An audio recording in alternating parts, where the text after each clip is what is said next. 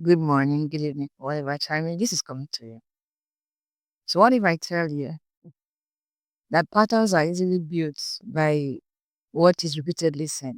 Convictions are firmer by what we are exposed to. Our teenage children we are their first role model. We are the first pictures that they have of everything good, everything bad, everything ugly.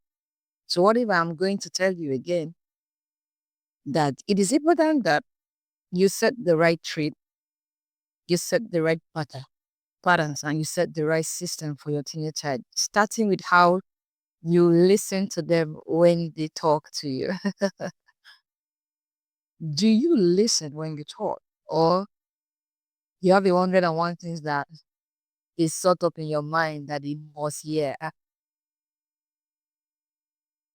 after all, Sha, now you be the mama or now you be the papa.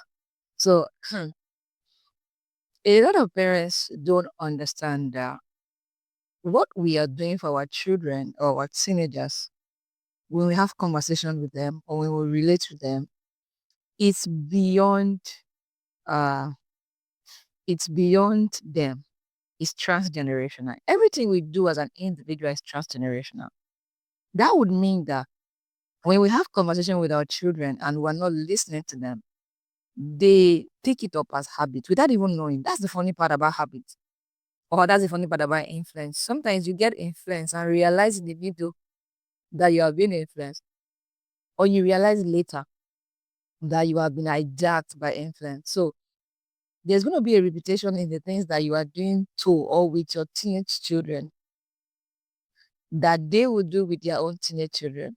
Not because it's what you wanted, it may be what you wanted, but simply because they pick fast what comes from those that they love, especially their parents, or their siblings. So if you don't learn to listen to your child in a conversation, you will be putting them in a very discomforting positions because they have thoughts that they want to share. A lot of teenagers cannot talk to their parents about being molested because the mom or the dad will tell them that they are the reason why they are molested. Funny enough, come on, I've been with teenagers for a longer time. I know teenagers who told their parents of being raped or almost being raped or almost being molested or being molested, and the parents turned it against them. Automatically you know that they cannot have such conversation with their parents because that's a no-no. All right. And then at the end of the day, some teenagers slip into prostitution at young age without their parents even knowing. Because there's no room for conversation. Okay, peradventure, let's say you're not a parent that have conversation. Do you even listen when they talk? Or you just tell them what you want them to hear and then like that's the end of the conversation, leave. God bless me with a prodigy that she's really interesting. We're talking one day and then she was telling me about how that she would really like us to talk. I was smiling, like, as much as I would give instructions that she has to obey, sometimes can we just talk about them? I was laughing.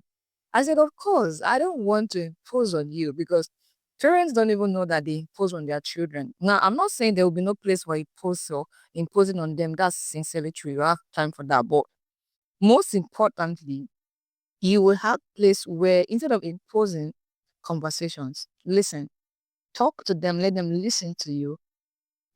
Let them talk to you while you listen. In doing that, you are not just helping your teenager, you are helping the children that will come out of that your teenager because once they see that when my mom have conversations with me, she listen to me, so I should be able to listen to my child. So you are already raising a transgenerational teenager. You see, everything we do with our lives and with those that God has blessed us, we look with the eyes of posterity in the future. We're not just building for a now, a today stuff, something. We're building for beyond today, there's a tomorrow, beyond today, there's a next tomorrow. So we're building for a future, we're building for something that will last and something that will be long. Do you get what I'm trying to say? So, parents, listen.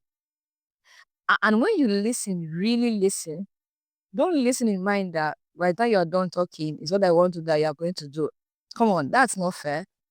They too will pick up that same habit and they will do it to their children. Imagine the damage you want to cause to your great grandchildren and your grandchildren. And then you'll be wondering, Where did you guys learn this from? Well, they learned it from their mom or their dad that learned it from you. Now you may do certain things as a parent with your children in mind, certainly. But when you do things with your children in mind, look beyond now, look into posterity. See their next 25 years. See the impact of your decisions, the impact of your not listening to them, the impact of your conversation. They may not, in your eyes, be wise enough. Truly, they may not be. But you see, they somehow may not know what they actually want, but you may have an idea. But you can trust the Lord to give you the wisdom on a blueprint for their life that will help you guide them. Your job, which is the job of God, is to guide us. Your job as a parent, your teenager, is to guide them, not in the way of the wrong, but in the way of the Lord and in the way of right. So we can excellently guide them when we learn to listen. When we listen to them, they can have conversation with us. Now, you wonder why a child is rebellious, because when they came to you, you did not hear them out. You countered and disagreed with all they had to say, and then they end up doing what they really wanted to do because you did not listen to them, and then you say they are rebellious. Actually, you would have successfully avoided that rebellion that you are calling them if you had just listened.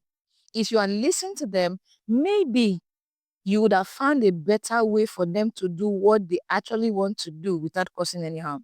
But you didn't listen, so you didn't give them your idea. So they went about to do what they wanted to do the wrong way. You see, and now you're saying they are rebellious. These teenagers, they don't listen. No, no, no. Blood and water is in their body. That means they are agitated as much as you are. They want to do stuff like you want to do stuff. But you see, we can channel their energy and we can channel it rightly. If you will only learn a little to listen to your child when they talk, don't rule out what they say.